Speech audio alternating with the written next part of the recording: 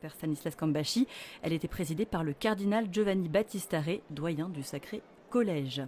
Alors, qui nous écoute et qui nous suivait, bienvenue à vous tous qui nous rejoignez via les radios chrétiennes associées, Radio Salve Regina en Corse, en France toujours, EWTN TV FRA, Radio Notre-Dame, Antenne Réunion, KTO Radio, RCF, Radio Maria France ou encore Radio Espérance, mais aussi évidemment tous nos partenaires et vous qui nous suivez depuis le continent africain.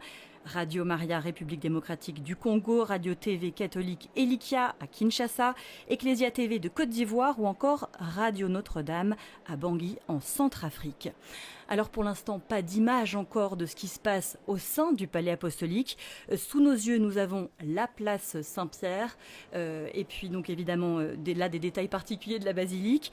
Les fidèles sont déjà réunis, évidemment aussi de nombreux journalistes, réunis devant des écrans géants pour suivre avec nous dans quelques instants l'entrée en conclave.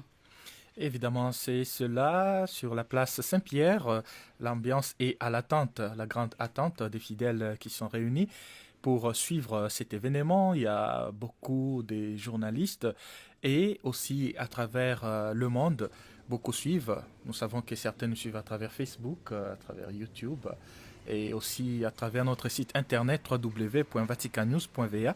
En tout cas, nous vous accompagnerons durant ce moment solennel que l'Église s'apprête à vivre, les débuts du conclave. Absolument, bienvenue à vous tous. Là, sous nos yeux, nous avons évidemment les fresques de Michel-Ange.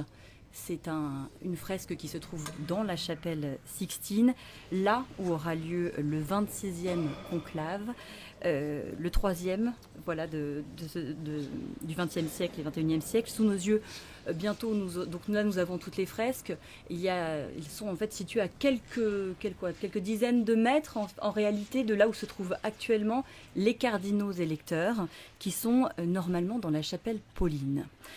Les cardinaux électeurs qui sont dans la chapelle Pauline du palais apostolique, c'est de là que partira la procession et la procession qui conduira à la chapelle Sixtine. Tous les 133 cardinaux électeurs sont présents et donc ils vont faire cette procession. D'ailleurs, les images nous montrent quelques cérémoniaires pontificaux qui vont aider les cardinaux à faire cette procession avant de commencer le conclave